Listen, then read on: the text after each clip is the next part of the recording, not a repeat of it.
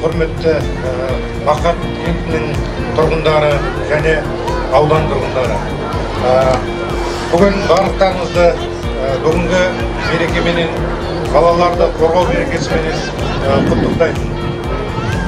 Барлығымызға белгілі, биылғы жылда балаларды қорғау жылы болғаннан кейін біздің нефтестрой сервис ЛТД жауапкершілігі шектеулі серіктестің